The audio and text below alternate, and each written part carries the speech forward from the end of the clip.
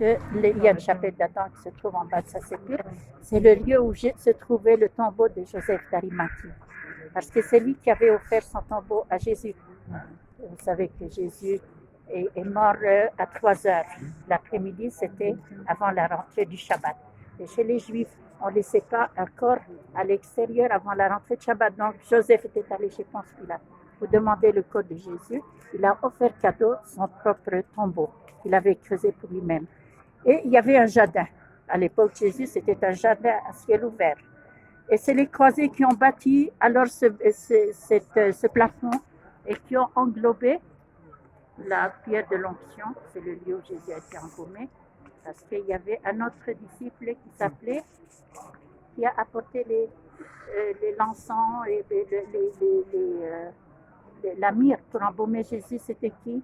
Joseph. Non, il y avait un autre, Nicodème. Il paraît qu'il a apporté 500 kilos pour pouvoir embaumer Jésus. Donc il y a une pierre de l'onction qui se trouve à la porte d'entrée. On va visiter plus tard le Saint-Sépulcre. Et puis le tombeau, alors qui est dominé par une coupole aujourd'hui qu'on appelle l'anastasis, qui veut dire résurrection. Parce que pour les chrétiens locaux, ils n'appellent pas le lieu du tombeau, ils appellent le lieu de la résurrection. Parce que Jésus a triomphé la mort. Les chrétiens ici, ils appellent le lieu de la résurrection.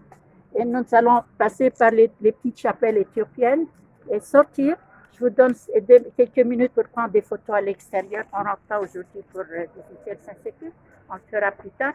Et puis, on ira pour prendre le car et aller à Bethléem pour le déjeuner. C'est où? La Golgotha, je vais vous montrer en bas. Et ce bâtiment en face? Alors, pour la coupole ici, elle domine la partie inférieure du Saint-Sépulcre. Et c'est là-bas où a été trouvée la croix de Jésus. Parce que Sainte Hélène, c'est une femme intelligente. Elle a dit, je ne peux pas commander une construction, avoir de voir de mes propres yeux où se trouve la croix. Elle a demandé, on l'a emmenée ici, il y avait une citerne énorme, ils ont trouvé 3 croix. Parce qu'il y avait le mauvais larron, le bon larron et celle de Jésus.